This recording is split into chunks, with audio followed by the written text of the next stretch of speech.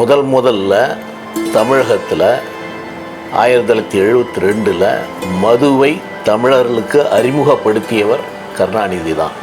அவர் அறிமுகப்படுத்துகிற தேதிக்கு முன்பு ராஜாஜி அவர்கள் கொட்டும் மழையில் அவருடைய வீட்டுக்கு போகிறார். வீட்டுக்கு போய் சொல்கிறார், தயவு செய்து மதுவை தமிழகத்தில் கொண்டு வந்து விடாதீர்கள், அதனால் எவ்வளவு லாபம் வந்தாலும் பரவாயில்லை, தயவு செய்து கொண்டு வந்து விடாதீர்கள். ஒரு முறை நீங்கள் கொண்டு வந்து விட்டால் நிச்சயமாக அதன் பிறகு இந்த இளைஞர்களை அதிலிருந்து மீட்பது மிக கடினம். அவருடைய முன்னேற்றம் ஏறக்குறைய 10 வருடம் பின்னோக்கி போய்விடும். அதனால் கொண்டு வந்து விடார்கள் போய் கெஞ்சினார். ஆனால் கருணாநிதி இதை கேட்காமல் மதுவை அறிமுகப்படுத்தினார். ஸோ அதனுடைய கேடு தான் இன்றைக்கி பல உழைக்கும் இளைஞர்கள் அதற்கு அடிமையாகி தங்கள் குடும்பங்களையும் வீணாக்கி இன்றைக்கு அவர்கள் பின்னோக்கி போய் கொண்டிருக்கிறார்.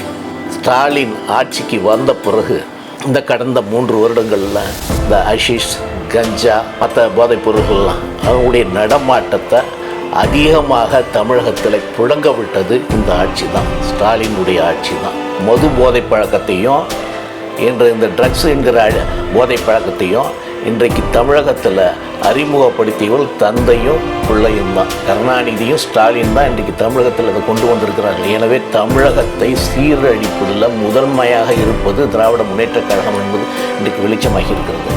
என்ன கொடுமை அப்படின்னா, தலைமை காவல்துறை அதிகாரி சங்கர் சிவால் டிஜிபி அவர் ஜாபர் சாதிக்கு அழைத்து அவனுக்கு பரிசு கொடுக்குறாரு.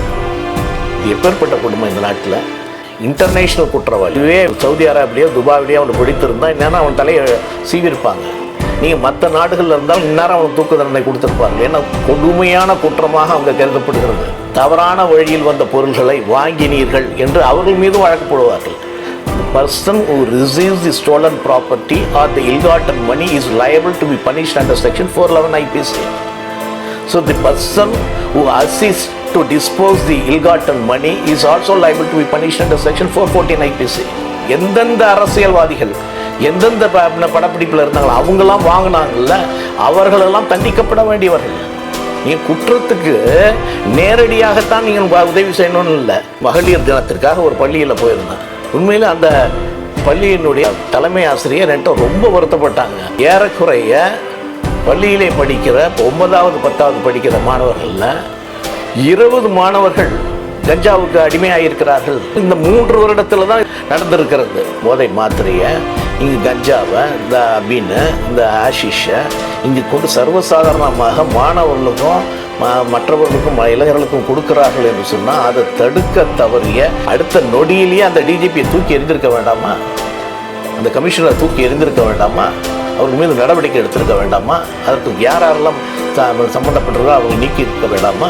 அதற்கு உரிய அரசியல்வாதிகள் மீது நடவடிக்கை எடுத்திருக்க வேண்டாமா? அதில் என்ன கொடுமை என்று சொன்னால், ஆளுங்கட்சியில் இருக்கிற அதிகாரத்தில் இருக்கிற அரசியல்வாதிகளுடைய குடும்பத்து உறுப்பினர்கள் படம் எடுக்கிறதுக்கு இவன் தான் ஃபைனான்ஸ் பண்ணுறான். சட்டப்படியே நீ ஒரு குற்றவாளி ஆகிற, நீ எல்லாத்தையும் அனுபவித்து விட்டு உடனே இப்படி செய்தி வெளியே வந்தவுடன் நான் கட்சியிலேருந்து நீக்கிட்டோன்னா உடனே முடிந்து விடுமா? எப்படியெல்லாம் நம்முடைய தலைவர்கள் இருந்தார்கள் என்பதற்காக சொல்கிறேன். நிச்சயமாக இன்றைய இளைஞர்கள்லாம் அதில் தெரிஞ்சுக்கணும். கக்கன் அமைச்சராக இருக்கிற பொழுது அவர் போலீஸ் மந்திரியாக இருக்கிறார். அவருடைய அண்ணன் பையனுக்கு போலீஸ் உத்தியோகம் ஒன்று கிடைக்கிது. ஸோ உடனே அவன் அந்த உத்தரவை எடுத்துக்கொண்டு அவருடைய அண்ணன் கக்கனிடம் போகிறான். போன உடனே அவர் ராஜினாமா செய்து விடு என்று சொல்கிறார். அவர் அப்போ அவங்க அண்ணன் பையனை பார்த்து, இது எதுக்கு சின்னப்பா என்று கேட்குறான். இல்லை, நான் போலீஸ் மந்திரியாக இருந்ததுனால தான் உனக்கு இந்த உத்தியோகம் கிடைத்தது என்று சொல்லிவிடுவார்கள். அதனால் அப்படிப்பட்ட ஒரு தவறான பேச்சு வந்துவிடக்கூடாது, உடனே நீ ராஜினாமா செய் என்று சொல்கிறார். அப்படிப்பட்ட வரலாறு உடையது தமிழகத்தினுடைய அரசியல்வாதிகள் இருந்திருக்கிறார்கள். S84 தமிழ் நேயர்களுக்கு இனிய வணக்கம். போதைப் பொருள் கடத்தல் வழக்கு நாளுக்கு நாள் பல்வேறு திருப்பங்களையும் பல்வேறு அதிரடி நிகழ்வுகளையும் ஏற்படுத்தி வருகிறது. இது தொடர்பாக ஜாபர் சாதிக் ராஜஸ்தான் மாநிலம் ஜெய்ப்பூரில் அதிரடியாக கைது செய்யப்பட்டிருக்கிறார். இந்த பின்னணியில் யார் யாருக்கு என்னென்ன தொடர்பு, இது வருகின்ற நாடாளுமன்ற தேர்தலில் எந்த அளவுக்கு எதிரொலிக்கும் என்பது குறித்து பல்வேறு கேள்விகளுக்கு பதிலை காத்து கொண்டிருக்கிறார் அதிமுகவின் செய்தி தொடர்பாளரும் மூத்த வழக்கறிஞருமான திரு கொரடார் கோபிநாதன் அவர்கள். வணக்கம் சார். வணக்கம். போதைப் பொருள் கடத்தல் யார் யார் இன்னும் சிக்குவாங்க, இது தொடர்பான உண்மைகளை வெளிச்சத்துக்கு கொண்டு வர சொல்லிட்டு மக்களாக எதிர்பார்த்துட்ருக்காங்க. அது குறித்து உங்களுடைய பார்வை. S84 நேயர்களுக்கு என்னுடைய மாலை வணக்கம். தமிழகத்தில் நடக்கிற பல கேடுகளுக்கு திராவிட முன்னேற்றக் கழகம்தான் காரணமாக இருந்திருக்கிறது என்பது இன்றைக்கு வெட்ட வெளிச்சமாக இருக்குது. அதாவது தமிழகத்தில் மது என்கிற போதை பழக்கம் 1972க்கு முன்பு கிடையாது. நீங்கள் 1972 முன்னாடி பார்த்தீங்கன்னா அங்கே தமிழகத்தில் மது என்றால் யாருக்குமே தெரியாது. சாராயம் என்று பல பேருக்கு என்னன்றதுன்னே தெரியாது. அதற்கு முன்பு சாராயமே தமிழகத்தில் கிடையாது. முதல்ல தமிழகத்தில் 1972 மதுவை தமிழர்களுக்கு அறிமுகப்படுத்தியவர் கருணாநிதி தான். இன்றைக்கு அவர் அறிமுகப்படுத்துகிற தேதிக்கு முன்பு ராஜாஜி அவர்கள் கொட்டும் மழையில் அவருடைய வீட்டுக்கு போகிறார். வீட்டுக்கு போய் சொல்கிறார், தயவு செய்து மதுவை தமிழகத்தில் கொண்டு வந்து விடாதீர்கள், அதனால் எவ்வளவு லாபம் வந்தாலும் பரவாயில்லை, தயவு செய்து கொண்டு வந்து விடாதீர்கள். ஒரு முறை நீங்கள் கொண்டு வந்து விட்டால் நிச்சயமாக அதன் பிறகு இந்த இளைஞர்களை அதிலிருந்து மீட்பது மிக கடினம். அவருடைய முன்னேற்றம் ஏறக்குறைய 10 வருடம் பின்னோக்கி போய்விடும். அதனால் கொண்டு வந்து விடாதீர்கள் போய் கெஞ்சினார். ஆனால் கருணாநிதி இதை கேட்காமல் மதுவை அறிமுகப்படுத்தினார். ஸோ அதனுடைய கேடு தான் இன்றைக்கி பல உழைக்கும் இளைஞர்கள் அதற்கு அடிமையாகி தங்கள் குடும்பங்களையும் வீணாக்கி இன்றைக்கு அவர்கள் பின்னோக்கி போய் கொண்டிருக்கிறார்கள்.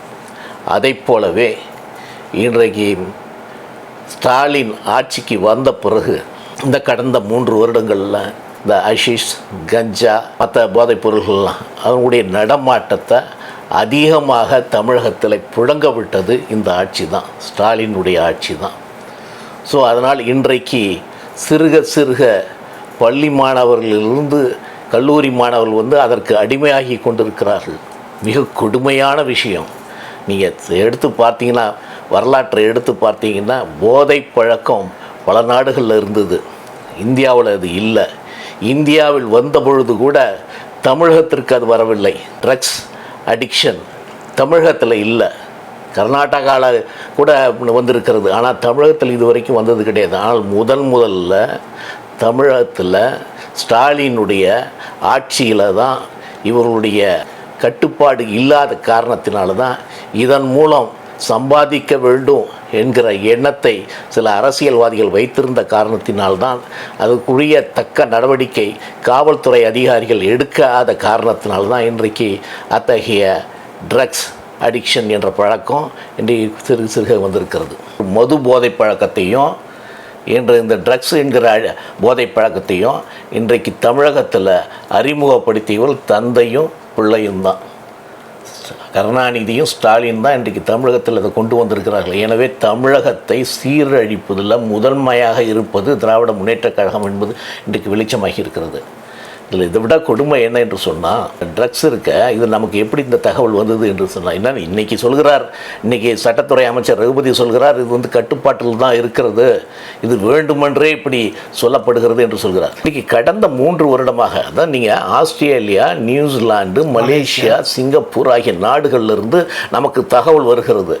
தமிழகத்திலிருந்து போதைப்பொருள் தயார் செய்யப்பட்டு அது வெளிநாடுகளுக்கும் இந்தியாவிலுடைய மற்ற மாநிலங்களுக்கும் அனுப்பப்படுகிறது என்கிற தகவலை அவர்கள் சொன்ன பிறகு நார்காட்டிக் பியூரோ இங்கு விசாரிக்கிறார்கள். அப்பொழுது தான் இந்த உண்மை தெரிகிறது. ஏறக்குறைய இந்த 3 வருடத்தில் 2000 கோடி ரூபாய் அளவுக்கு போதைப் பொருளை விற்று இங்கு ஒருவர் திராவிட முன்னேற்றக் கழகத்தில் அயலக துணை செயலாளராக இருந்த ஜாபர் சாதிக் என்பவர் இந்த வேலையை செய்திருக்கிறாரு. அவருக்கு உற்ற துணையாக அரசியல்வாதிகளும் இருந்திருக்கிறார்கள், அதிகாரிகளும் இருந்திருக்கிறார்கள் என்பது தெல்ல தெளிவாக தெரிகிறது. என்ன கொடுமை அப்படின்னா, தலைமை காவல்துறை அதிகாரி சங்கர் சிவால் டிஜிபி அவர் ஜாபர் சாதிக்கை அழைத்து அவனுக்கு பரிசு கொடுக்குறாரு.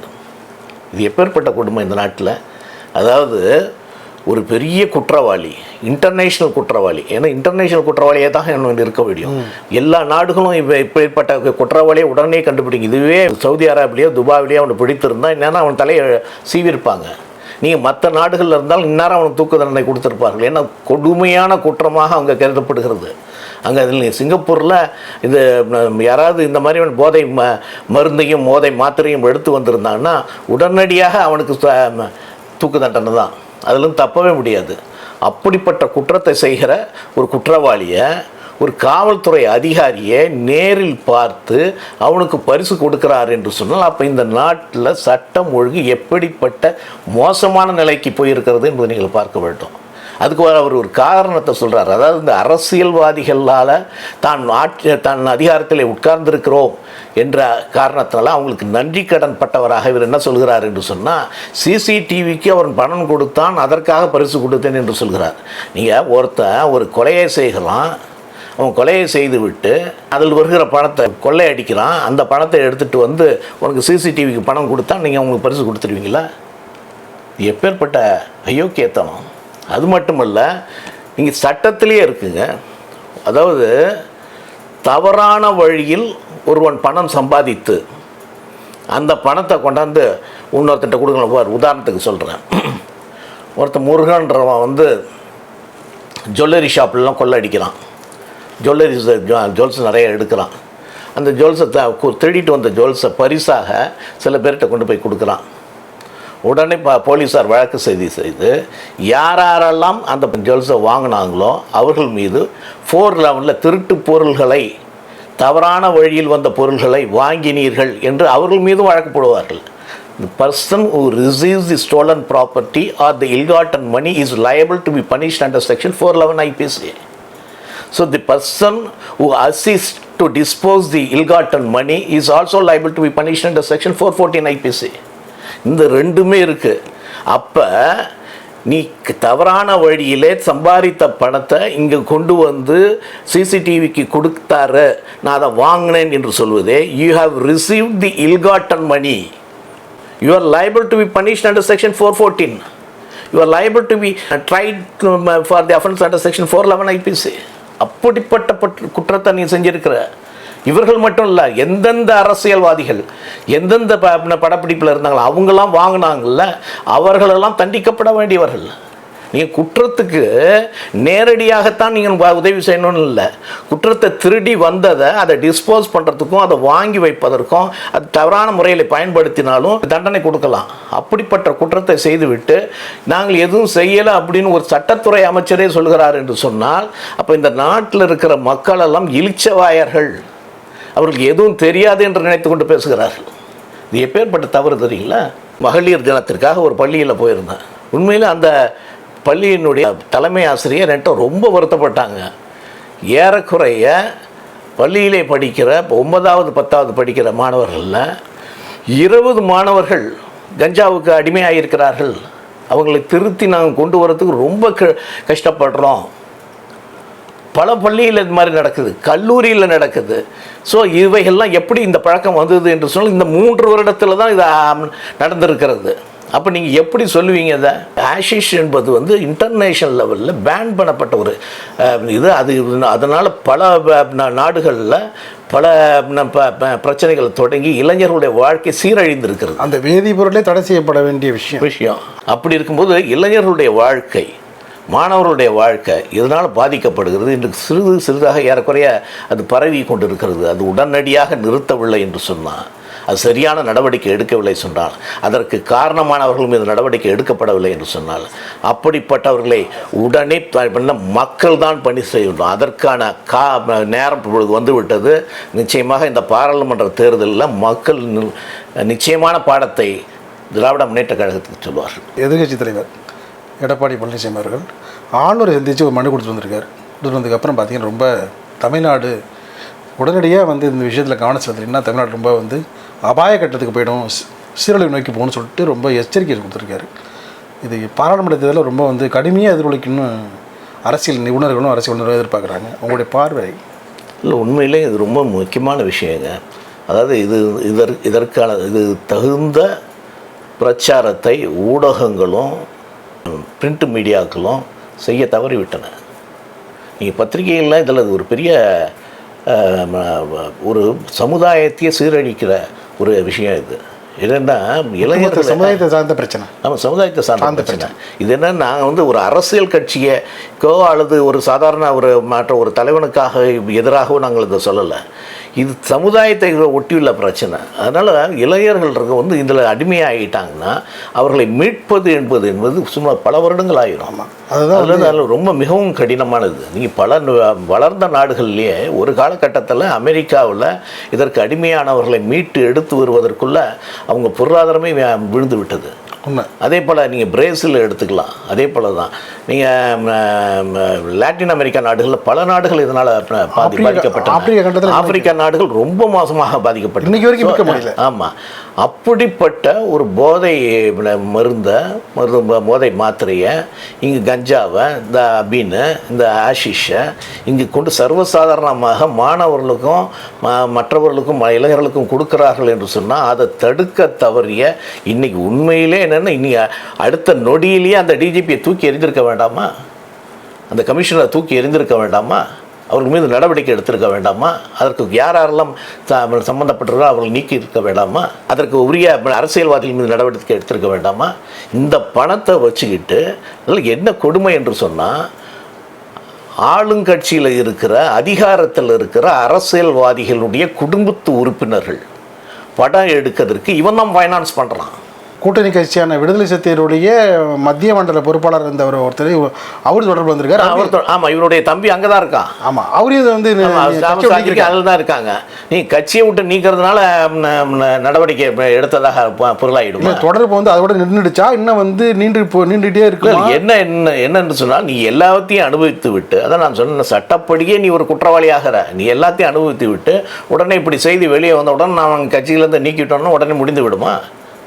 அதற்கு யார் காரணம்? யார் எப்படி வாங்கினாங்க? நீங்கள் எப்படிங்க அவங்களை அழைச்சிட்டு போய் ஒரு படம் எடுப்பதற்கு அவன் ஃபைனான்ஸ் பண்ணுறான், அதை எப்படி ஒத்துக்கிட்டீங்க? ஒரே ஒரு உதாரணம் சொல்கிறேன், எப்படியெல்லாம் நம்முடைய தலைவர்கள் இருந்தார்கள் என்பதற்காக சொல்கிறேன். நிச்சயமாக இன்றைய இளைஞர்கள்லாம் அதில் தெரிஞ்சுக்கணும். கக்கன் அமைச்சராக இருக்கிற பொழுது அவர் போலீஸ் மந்திரியாக இருக்கிறாரு. அவருடைய அண்ணன் பையனுக்கு போலீஸ் உத்தியோகம் ஒன்று கிடைக்குது. ஸோ உடனே அவன் அந்த உத்தரவை எடுத்துக்கொண்டு அவருடைய அண்ணன் கக்கனிடம் போகிறான். போன உடனே அவர் ராஜினாமா செய்து விடு என்று சொல்கிறார். அந்த அவங்க அண்ணன் பையனை பார்த்து, அது எதுக்கு சின்னப்பா என்று கேட்குறான். இல்லை, நான் போலீஸ் மந்திரியாக இருந்ததுனால தான் உனக்கு இந்த உத்தியோகம் கிடைத்தது என்று சொல்லிவிடுவார்கள். அதனால் அப்படிப்பட்ட ஒரு தவறான பேச்சு வந்துவிடக்கூடாது, அதனால் உடனே நீ ராஜினாமா செய் என்று சொல்கிறார். அப்படிப்பட்ட வரலாறு உடையது தமிழகத்தினுடைய அரசியல்வாதிகள் இருந்திருக்கிறார்கள். இங்கே பல வரலாறு நீங்கள் சொல்லலாம். லால் பகதூர் சாஸ்திரி எங்கேயோ நடந்த ரயில்வே ஆக்சிடெண்ட்டுக்கு பொறுப்பேற்று அவர் ராஜினாமா செய்கிறார். அப்படிப்பட்ட ஒரு வரலாறு இந்த இந்திய நாட்டுக்கு உண்டு. நீங்கள் இங்கே ஒரு ஆட்சியில் இருக்கீங்க, உங்கள் குடும்பத்து உறுப்பினர் ஒரு படத்தினுடைய இயக்குனராக இருக்கிறாரு. அந்த படத்துக்கு யார் ஃபைனான்ஸ் பண்ணுகிறார்கள் என்று சொன்னால் இந்த ஜாபர் சாதிக்கு இந்த பணம் எங்கிருந்து வந்தது என்று சொன்னால், இந்த மாதிரி போதைப் பொருள்னால் அதை விற்று பல நாடுகளுக்கு அனுப்பி அதன் மூலம் சம்பாதித்த இல்லீகல் மணி, இல்காட்டன் மணியை வைத்து, பணத்தை வைத்து உனக்கு அந்த படத்தை கொடுக்குறான். அதை வாங்கி நீ எடுக்கிறாய் என்று சொன்னால் அப்போ என்ன பொருள்? அப்போ மறைமுகமாக இதை நீங்கள் ஆதரிக்கிறீர்கள் என்று தான் எடுத்தோம். அவர்கள் மீது நீங்கள் நடவடிக்கை எடுக்கணும்ல. நீ உடனே இவன் மேலே கட்சியை விட்டு நீக்கிட்டேன்னு சொன்னீங்களா? அப்படிப்பட்ட செயலை செய்தவர்கள் என்ன நடவடிக்கை எடுத்திருக்கீங்க? அந்த அமைச்சர் மீது என்ன நடவடிக்கை எடுத்திருக்கீங்க? மக்களை திசை திருப்புவதற்காக இன்றைக்கு சட்டத்துறை அமைச்சர் சொல்கிறார், உடனே நீங்கள் இவங்க குட்கால பண்ணாங்க, அதில் பண்ணாங்க. குட்காவையும் நீங்கள் இதையும் நீங்கள் ஒப்பீடு பார்க்க முடியுமா? கஞ்சாவை போய் நீங்கள் அதோட சேர்க்க முடியுமா? எப்பேற்பட்ட குற்றம் இது! அது இன்டர்நேஷ்னல் லெவலில் அவன் தகவல் சொல்கிறான். நீங்கள் வந்து ஏதோ இவர்கள் இந்தியாவில் இந்த குற்றத்தை வேணுமென்று, அதாவது இன்னொன்று சொல்கிறார், அதாவது இன்கம் டேக்ஸ் நடவடிக்கை எடுக்கிறது, அப்புறம் இடி நடவடிக்கை. அதை போல் இன்றைக்கு நார்காட்டிக்ஸ் பியூரோவும் இப்படி ஒரு நடவடிக்கை எடுக்க ஆரம்பித்துட்டார்கள் என்று சொல்கிறார். எப்பேற்பட்ட அப்பட்டமான சம்பந்தம் இல்லாத ஒரு பொய் இது. நீங்கள் நார்காட்டிக்ஸ் அவன் வெளிநாட்டிலேருந்து உனக்கு தகவல் சொல்கிறான். அவன் சொல்லுகிற பொழுது நீ நடவடிக்கை எடுக்கலைன்னா அவனை பார்த்து சிரிக்க மாட்டானா? இப்படி தமிழகத்திலிருந்து இப்படி விட்ட ஒருவன் 2000 கோடி அளவுக்கு ஏறக்குறைய போதை முறையில் கிடைத்திருக்கிறான் என்று சொன்னால் நீ எல்லார் மீதும் நடவடிக்கை எடுக்கணும். அதைத்தான் இன்றைக்கு எடப்பாடி அவர்கள் தெளிவாக இன்றைக்கு கவர்னரிடம் எடுத்துரைச்சிருக்கிறார். இது ஒரு சமுதாய சீர்கேடு, இது இளைஞர்களுடைய வாழ்க்கையை சீரழிக்கும், அவருடைய முன்னேற்றத்தை பாதிக்கும். சுகாதாரத்தை, அவருடைய ஹெல்த்தை பாதிக்கும். இப்படிப்பட்ட நிலைமை தமிழகத்துக்கு வந்துவிடக்கூடாது. இதுவரைக்கும் இப்படிப்பட்ட நிலைமை தமிழகத்தில் இருந்தது கிடையாது. அதனால் அது உடனடியாக நடவடிக்கை எடுக்கணும். அது சம்பந்தப்பட்ட அதிகாரிகள் மீது நடவடிக்கை எடுக்கணும். இந்த அரசியல்வாதிகள் மீது நடவடிக்கை எடுக்கணும் என்று சொல்லியிருக்கிறார்.